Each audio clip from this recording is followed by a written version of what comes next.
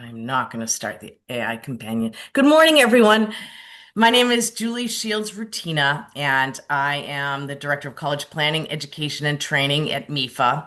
And I'm so happy to be holding this webinar, really a meeting, because you're all able to participate, contribute this morning. The state, Massachusetts, has a terrific new tool that Niall Fuentes and Kate Sendell from DESE are going to share with you that's going to give us so much information about FAFSA completion. And we wanted to hold this meeting, number one, so you could see the tool in detail and be able to ask questions of Niall and Kate, but also on the call, Bob Bardwell from MASCA and Jennifer Bento Pinion from MEFA is here as well. We want to have a discussion and hear your thoughts about how together we can use this tool to help FAFSA completion in the state. How can we use it to help your students? And so we want that. Hopefully, we can do a little of that as well. So with that, I am going to turn it over to Niall and Kate to begin. Good morning, everyone. Actually, can I turn it over to Bob for a second for a little quick intro for our partner at Massachusetts School Council Association? Please. Yes, I should have done that. That's right. That's okay. Is this when I say all great things about you all? No, Or is that this tomorrow is where you beat tomorrow's up on the meeting? state. No, I would never do that. Um, I'm a broken record at this point. If you've heard me speak before, you know how I'm on the data bandwagon, and certainly around the financial aid stuff. So it's really important that school counselors have this access, because it helps you do your job better. It helps you focus on who needs your help and who needs it sooner than later. So just want to say again, if you are in this space and you're frustrated that your district or your school is not allowing you to have some access to some of the tools and resources, let us know. We'll hopefully advocate on your behalf because you should have it and you absolutely need it and your students deserve it. So I'll leave it there. Thank you. Thank you. All right, I'll take over now as soon as I share. And I'm sharing the screen. My name is Niall Fuentes. I am from Department of Elementary and Secondary Education. I am in the Office of College, Career, and Technical Education, and I'm here joined by my partner in crime, Kate. Who will introduce Hello. yourself now? Hi, I'm Kate, and I'm in the Department of Elementary and Secondary Education in the Office of Planning and Research. So Kate and I partner on, oops, sorry. Kate and I partner on a series of tools and reports that y'all can use to kind of increase our FAFSA completion. We know that this is a big part of the work that we do around affordability, and also as we move into kind of this graduation requirements milieu, it's one of the recommended. Again, we're not there yet. Graduation requirements for students, and we'll get more into that after this session because we're going to really focus on the data in this one. So real quickly, lots of text on these slides. I put a lot of text here just so you can take it back with you, and kind of have a lot of context when your principal asks, what were you doing this morning? Or, so you can kind of have an idea of kind of what we're talking about. And again, we know about FAFSA. We know that FAFSA and MASFA are kind of the keys to the kingdom as far as affordability for a lot of our kids, and especially and and adults as well. But we're speaking mostly to college, high school seniors here.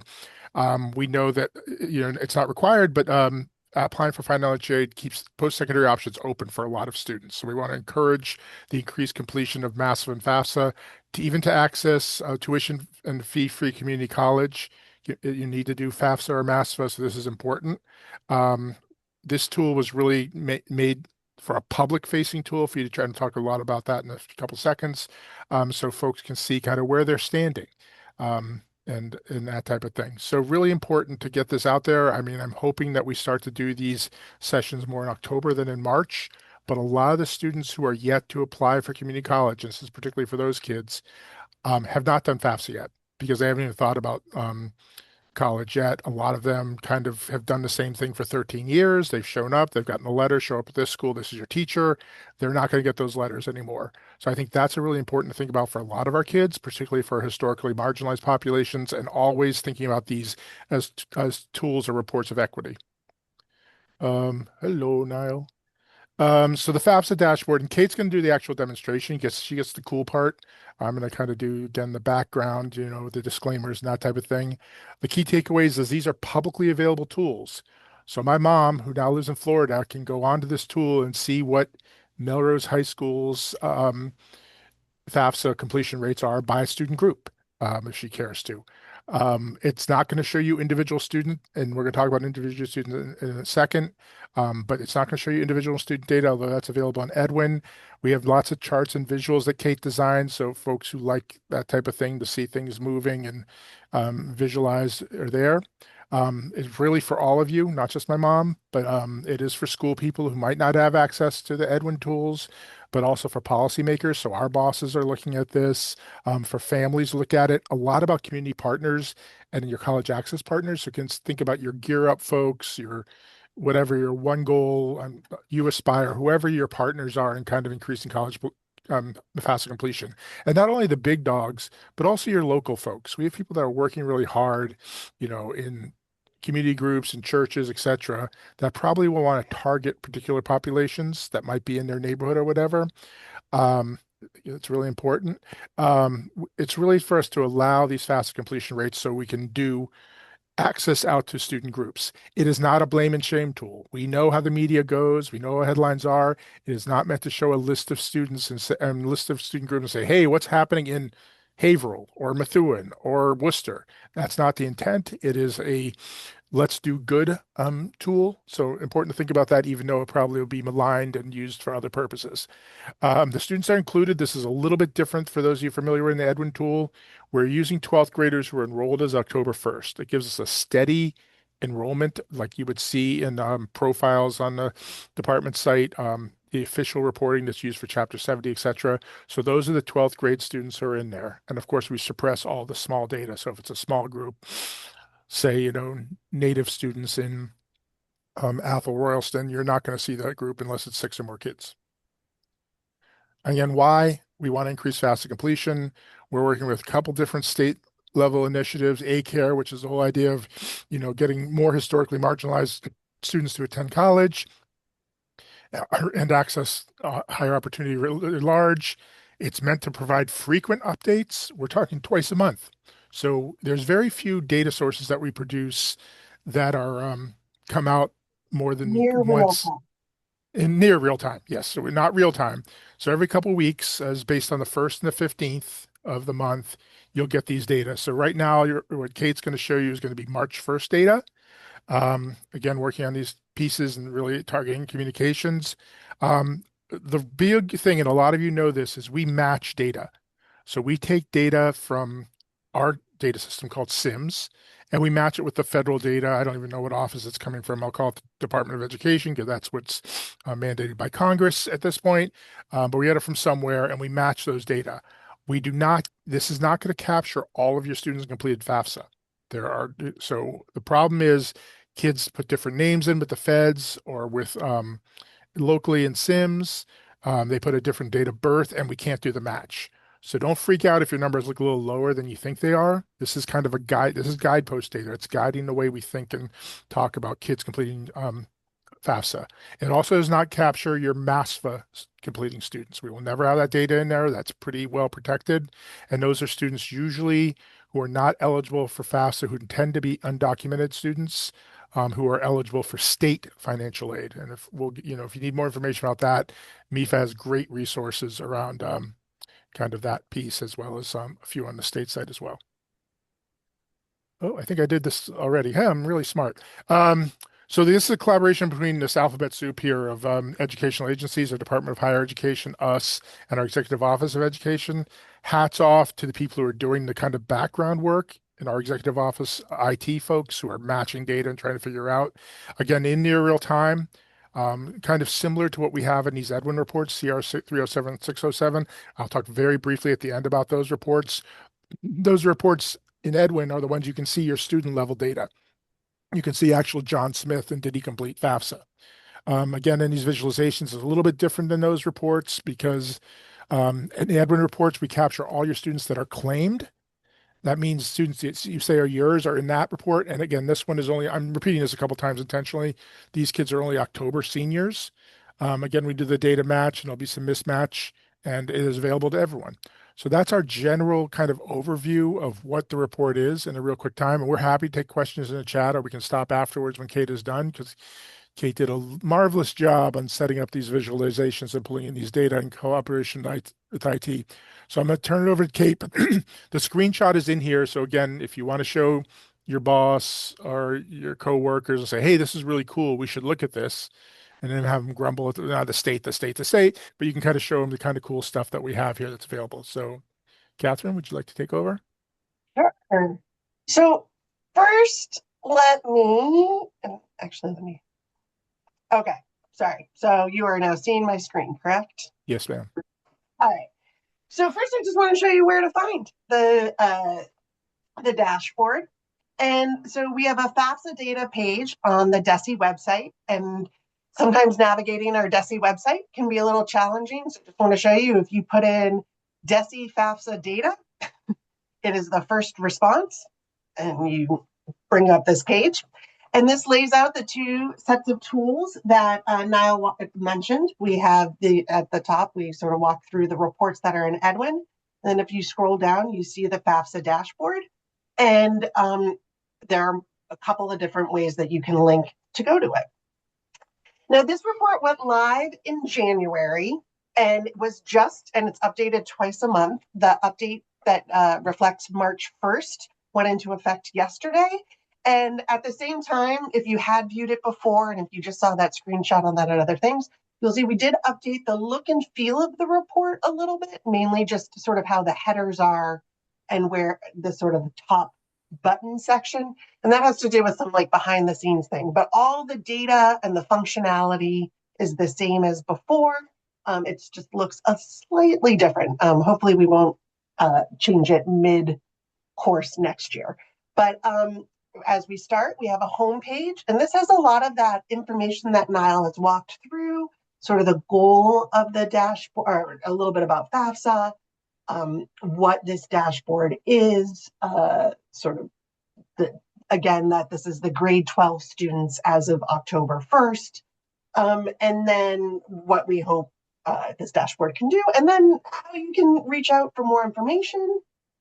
This can, and links to Go Higher and some additional stuff and, questions. In our dashboard, the next button over, we have some navigation tips. A lot of our dashboards, if you're familiar with other tools on DESE, pretty similar, but some folks might be new to these Power BI dashboards or Tableau dashboards, and so want to just walk through how you do it. There'll be some filters that you can select. If you hover over stuff, you get some additional information. And then there are lots of ways that you can sort of filter the information to sort of change the visuals, and we'll walk through that. Next, we get to the state overview. Again, we reflect data as of March 1st. And we're almost to half of the 12th graders having completed the FAFSA. We have all students and then all the different student groups, and a little bit of, and we have submissions and then completions. And I'll say, I don't know if this year, of course, we've updated the FAFSA, FAFSA has updated the submission process.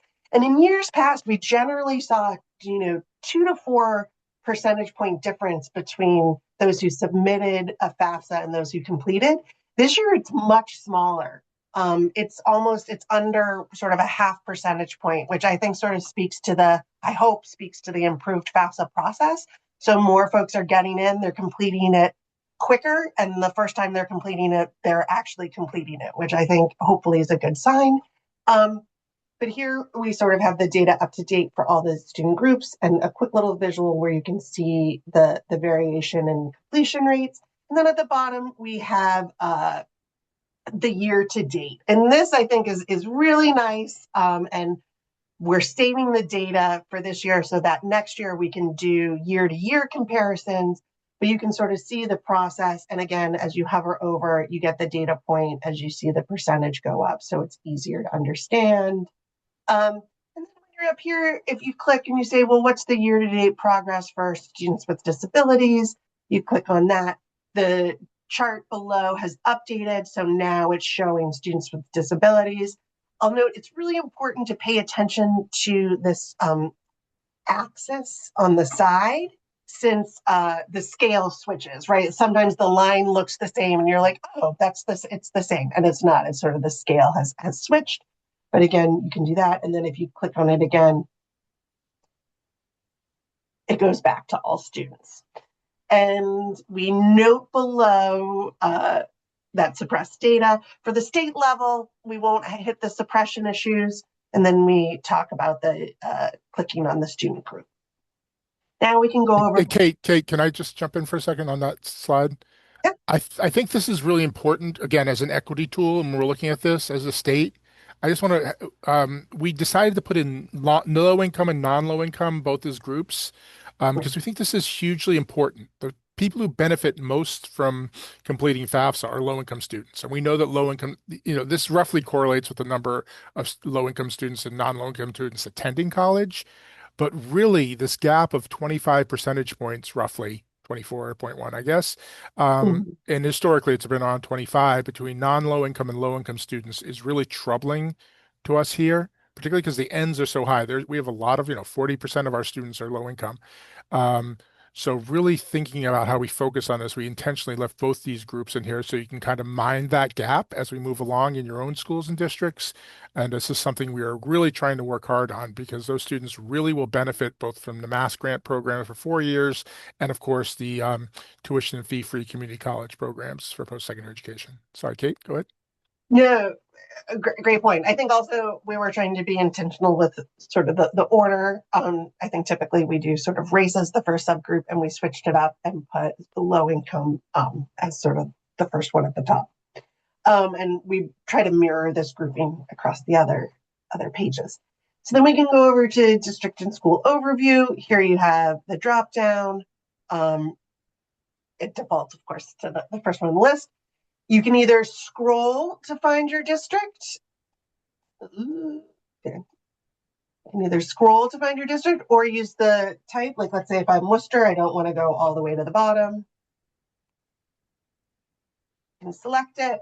And then you get to see the district level at the top, and then the individual school breakdowns, and then the student group comparison. And by default, it will be sort of the district level view for the student group overview with all schools. But if you want, you can change it to a different school. And now this updates to that. And here we start to see what suppression looks like in the tables. Non-binary, if there's only one student, and so that is suppressed, the zeros are shown, and we have that data suppressed out too. And yeah, you get to see the track. And then if you go over to but then let me just do quickly. So let's say I change to this. You'll notice the school is still tied to North High School. So I just have to go back and I either go to all schools to get that. So you just sort of have to play around with some of the filters, get that to work. I'm going to keep it at Worcester. If I go to year-to-date comparison, this year-to-date comparison is sort of tied to this district and school overview tab. And so now I bring up Worcester and I get to see the year-to-date for the state is going to be that black line here at where that's the second sort of dot there. That's the state, and then you have the district, and then all the individual high schools, and you can compare it over time. Student groups. If I want to see low income, you can get to see that. And then again, I said these are linked. If I go back here, now this is tied to Worcester again. I guess I hadn't changed that. So that sort of lets you dig into individual districts and schools and see their progress throughout the FAFSA cycle.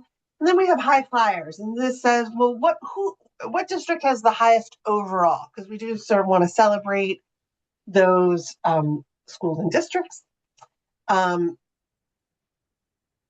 I guess the student subgroup is tied throughout. I might have to switch that.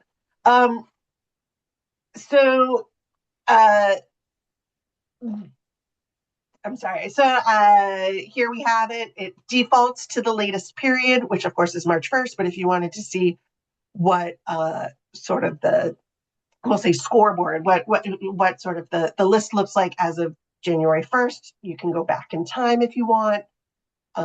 It of course it's all students, but you can sort of change it to low income if you want. And yeah, and then I think this lists the top 25, so you will have to sort of scroll down. And then we also have big movers where we want to celebrate. Okay, can I stop 1 second again? Sorry. The one thing we need to do here is to mind your ends, because looking at the number of students and percentage is both important. So if you're looking at low income kids, I think it was in Cohasset, they have a pretty high percentage of low income students completing, but they have a very low number of low incomes. Rockport, similarly.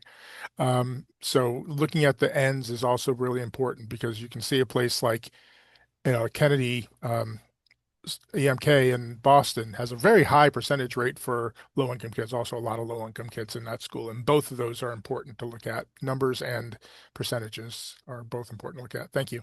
Yeah, no, great point. And then big movers is showing sort of the districts with the largest percentage point increases in FAFSA completion over a time period. And it defaults to sort of the most recent 2 weeks.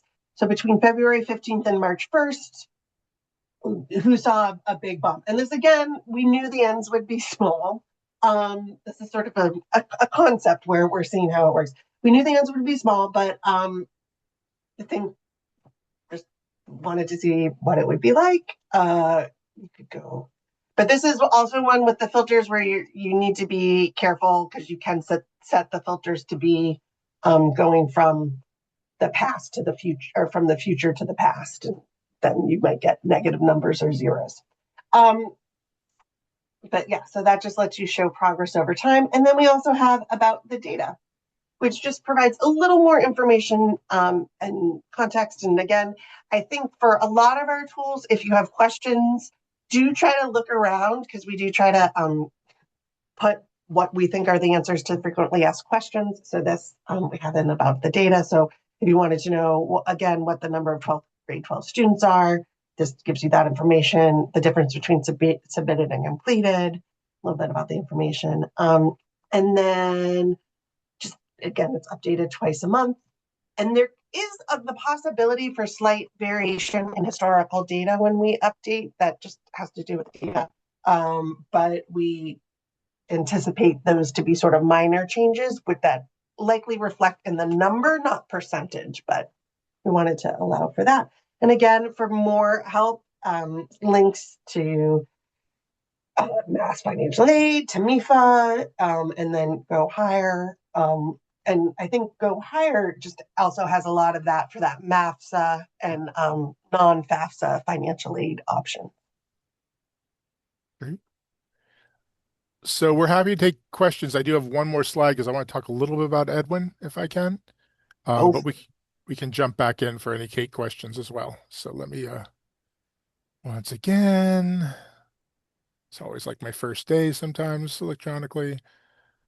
So a little bit of the FAFSA tool, and these are very, similar data rolling these tools, except the FAFSA tool in Edwin is updated probably several times a week, as opposed to what we have here, which is again public and updated twice a month. The real intent of this FAFSA report, and I think some of you are very familiar with this, we've done some trainings on this, but happy to talk about it with folks, is this really allows school and district staff, so again, non-public, in the security portal in Edwin, to see FAFSA completion data at the aggregate and student level.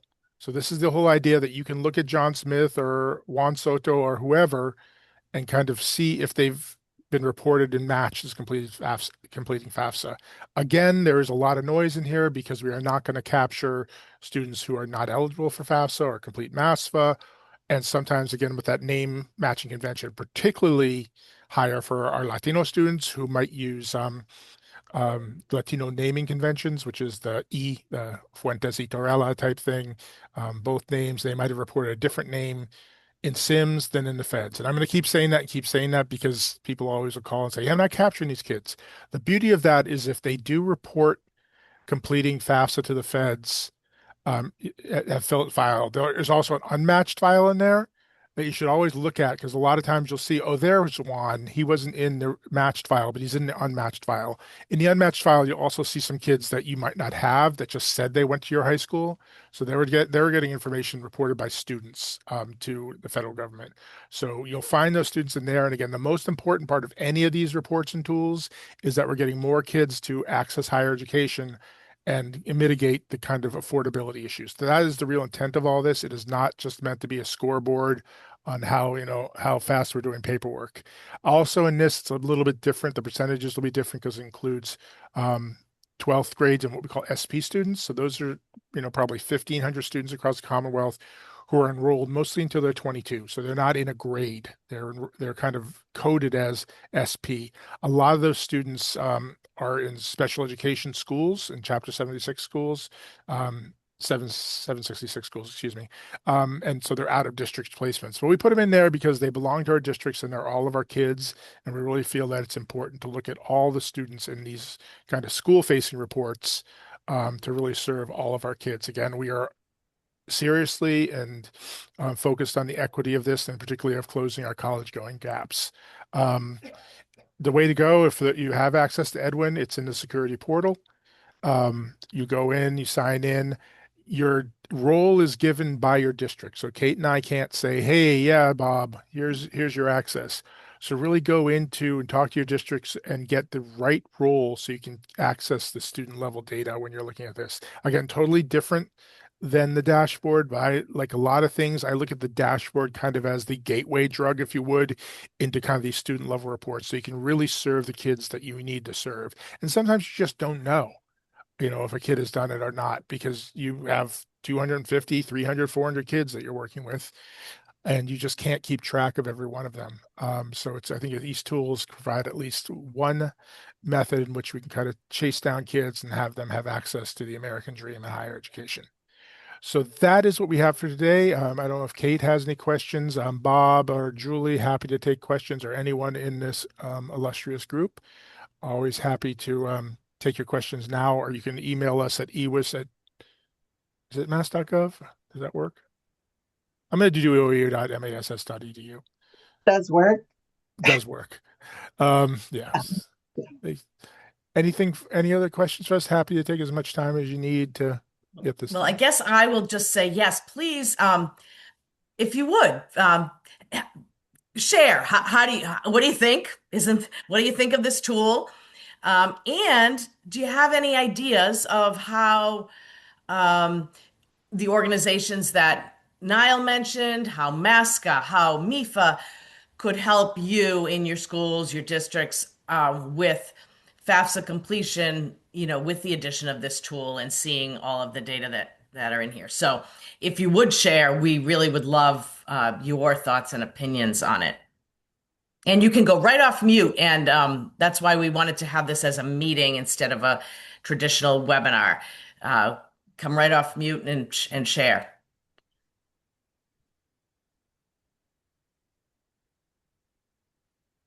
I'll share one thought is that making FAFSA data work with our information systems eventually is something that would be really huge. Having to look in multiple different places is really hard as a counselor. So we can't really keep up with our students when we're looking in so many places. So the dream would be like that this information would communicate with our school level information systems. Thank you. That's great. Thank you. What else?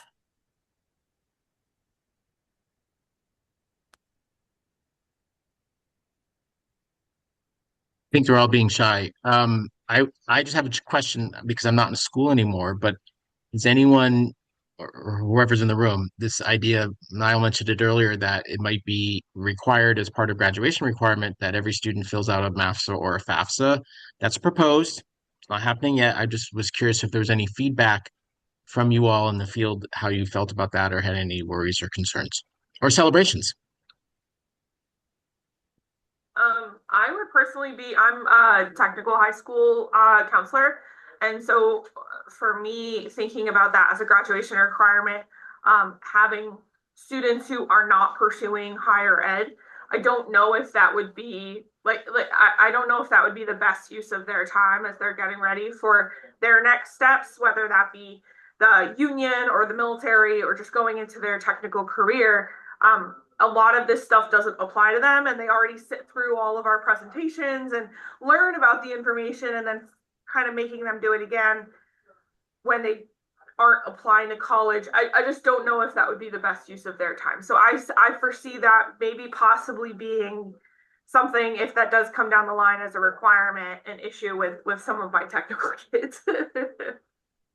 Thank you, Krista. And I don't want to speak for anyone, but I believe there would be a waiver option for students who are in that very situation that it would not make sense. But again, nothing's been decided, but a great point. Thank you. I think even at the comprehensive school level, we have the same concerns. There are students who simply do not need it. There are families who do not wish to share the information. Even if, even if they are going to college, there are families who simply say, no, we are not completing the FAFSA.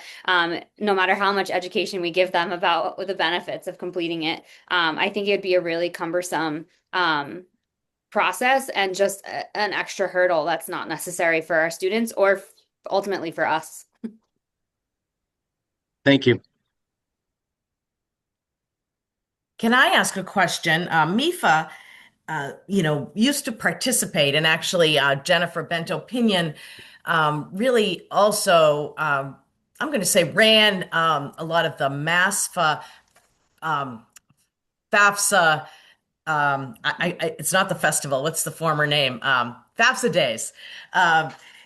Over the years. And then this year, MEFA transitioned to doing FAFSA festivals, kind of a fun title, to maybe talk about such a not fun process, which are online. And families can join a Zoom meeting and then join breakout groups with an expert, usually from either MEFA or a college or an organization that's an expert at doing this. And it's worked very well. But, we end up getting 30 families or 50 families or 10 families over the time that we have these FAFSA festivals. And that's great. And we're super happy to have them available and have that. But just wondering, does that sound like a good option that you would refer your students to? Can you think of other options? Do you do things at your schools? I know, fortunately, the FAFSA has gotten easier, and that is a good thing. But we think that probably certain groups of students still need some help. And do you have any ideas about what would work in your school and how we could help with that? And also, I'll add on to that, Julie, that we don't have another FAFSA festival lined up for the season. So would that be beneficial to have another, have one in, another one in March or April? So we put that Good out question. Yeah.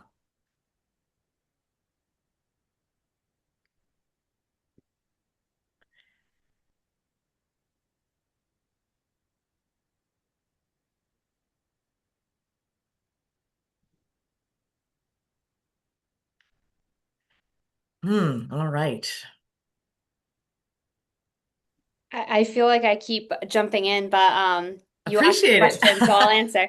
I think that what I experienced here personally, I'm at Burncoat High School in Worcester. It really needs to be in our school, I think, for our families to be taking advantage of it. Not necessarily that online is the problem, but if it's not, I find that if it's not geared specifically to our school, it's not usually well attended, and in person always is more well attended than virtual events for us.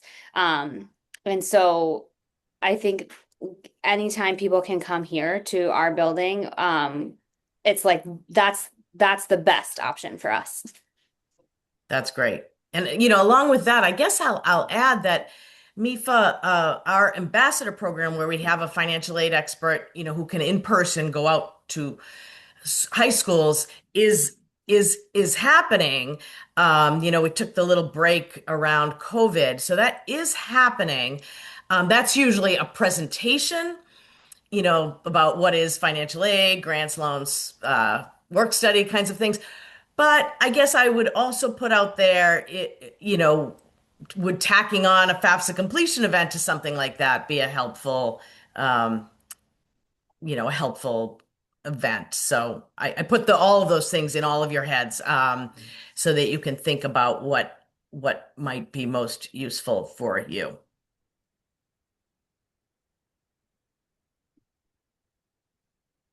Yeah. And we have heard that for years that, families like to come, students like to come to the community and be together in doing such a thing. So that's good.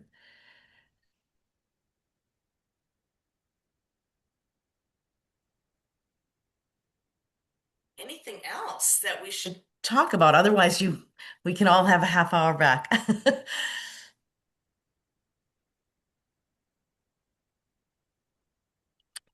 Well, thank you, Niall, Kate, Bob, and all of you.